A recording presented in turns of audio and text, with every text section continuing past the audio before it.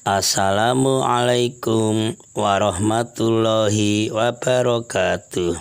Selamat berbahagia jamaah ngaji tafsir Al-Quran dengan referensi kitab tafsir Al-Ibris Mu'alif Mbah Kyai Haji Bisri Mustafa Rembang dengan sanad Mbah Kyai Haji Samsul Muin Khalid, pendiri dan pengasuh Pondok Pesantren Darul Amin, Cacak Banyuwangi, Jawa Timur. Semoga berkah.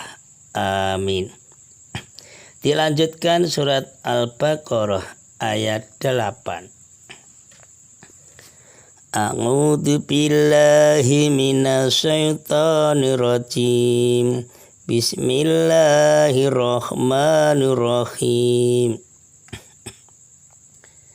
Wa minan nasi, lan iku setengah saking menungso akeh, man utawi sapane wong yaqulu kang ngucap sapa man, amanna ngucape iman sapa ingsun, bilai kelawan Allah, wa bil yaumil akhir, lan iman kelawan dina akhir, wa mahum, lan tetapi ne ora ana hum utawi man iku bi mukminina pada iman kabeh.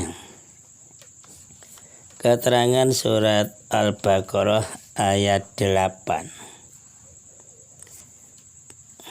Pada ayat ini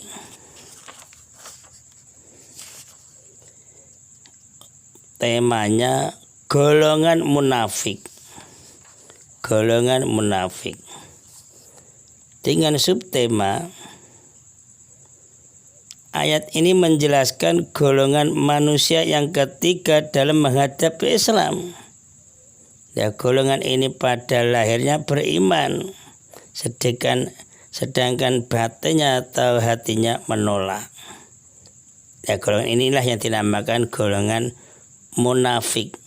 Munafik itu ya bermuka dua, artinya bermuka dua. Binatang ya bunglon itu.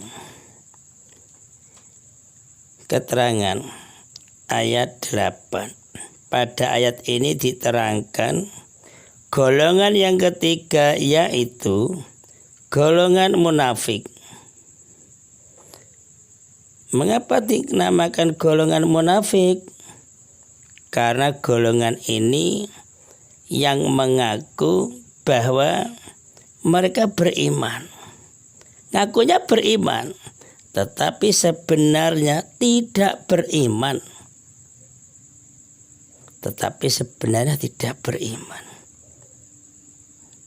Jadi pengakuan mereka itu tidak benar. Mau beriman kok hatinya tidak beriman, kan tidak benar. Mengapa hal itu dilakukan? Hal itu dilakukan karena untuk mengelabui mata dan mempermainkan orang Islam, biar diakui krunya atau grupnya itu. Itu tujuannya itu untuk mengelabui mata dan mempermainkan orang Islam. Cerita sewaktu Kanjeng Nabi Muhammad Shallallahu Alaihi Wasallam hijrah dari Mekah ke Madinah. Di situ banyak penduduk Madinah masuk Islam dari kabilah Aus dan Khoros dan beberapa orang Yahudi. Memang penduduk Madinah itu kabilah Aus, kabilah Khoros dan orang-orang Yahudi. Ya, pada awalnya mula-mulanya masih belum tampaklah golongan yang ketiga, golongan munafik ini. Tetapi sesudah terjadi perang Badar tahun kedua Hijriah, yang di situ orang Islam membawa kemenangan bagi kaum muslimin, disinilah detik-detik munculnya golongan munafik, atau mulailah timbul golongan munafik. Ini harus diceritakan dengan jelas, dengan teliti. Abdullah bin Ubay bin Sahlul itu seorang pemimpin di Madinah dari kabilah Khoros, anak dari seorang yang pernah menjadi pemimpin suku Aus dan Khoros. Jadi coro kerajaan itu anak raja, calon raja. Di Abdullah bin Ubay itu anaknya pembesar suku Aus dan kaum Aus itu. Bahkan oleh pengikut-pengikutnya kaum suku Aus dan suku Khoros, Abdullah bin Ubay itu akan dijadikan calon raja di Madinah. Ingat, oleh pengikut-pengikutnya Abdullah bin Ubay bin Sahlul akan dijadikan calon raja di Madinah. Karena keadaan dia tahu perang Badar dimenangkan orang Islam. Kemudian Abdullah bin Ubay bin Salul berkata kepada pengikut-pengikutnya, "Hei teman-temanku, situasi sekarang kan jelas menunjukkan kemenangan bagi Muhammad. Hai teman-temanku, dengarkan. Situasi sekarang kan sudah jelas menunjukkan kemenangan bagi Muhammad SAW." Kemudian Abdullah bin Ubay dan pengikut-pengikutnya dengan teknis metode yang jahat menyatakan dirinya masuk Islam. Mari kita masuk Islam, tapi jangan sesungguhnya.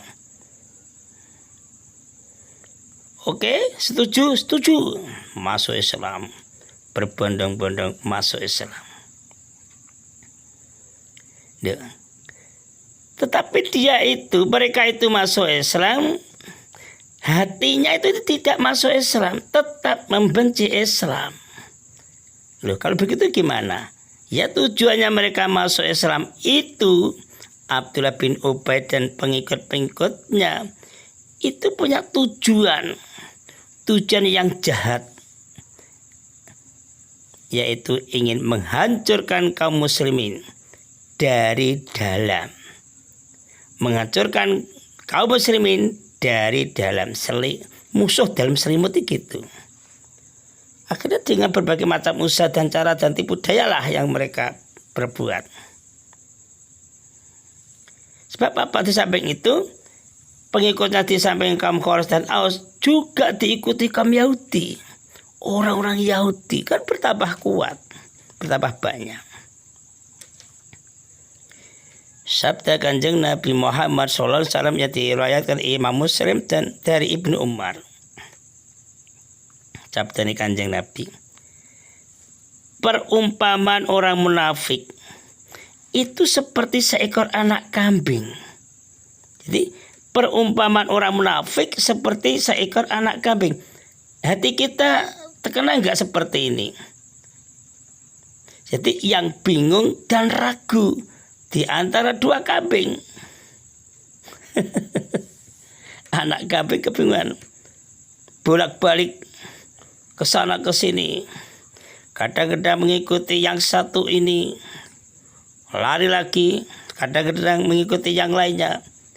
Kan kebingungan. Itulah seekor anak kambing yang bingung dan ragu di antara dua kambing, dua pimpinan.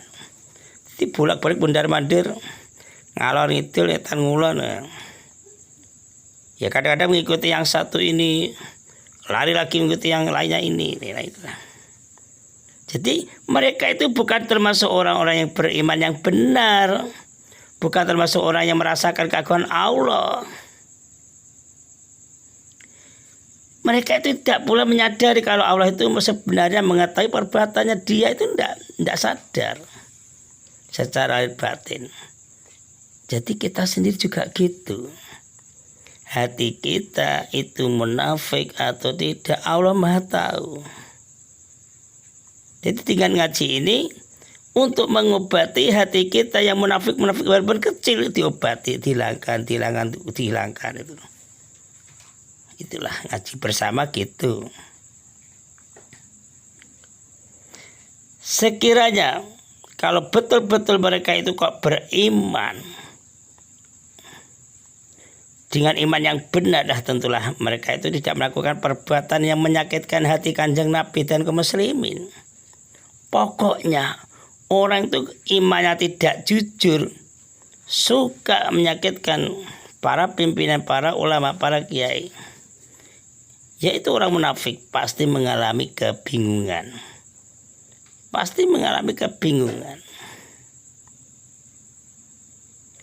Walaupun dia kelihatan banyak umpamanya ibadah sholat, puasa, kan hanya untuk mengelabui mata umum biar dilihat, aku loh sholat juga puasa lah.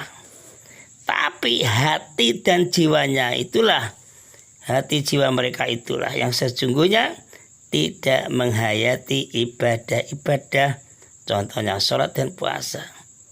Jadi dengan keterangan seperti inilah kita harus koreksi diri, introspeksi diri, mawas diri. Hatiku ada penyakit nifak gak? Kalau ada, ya Allah ampunilah dosa kami.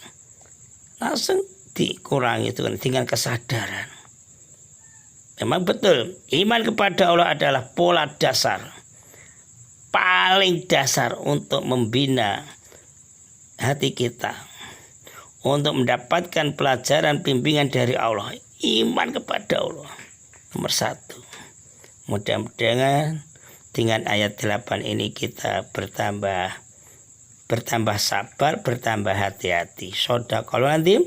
Assalamualaikum warahmatullahi wabarakatuh.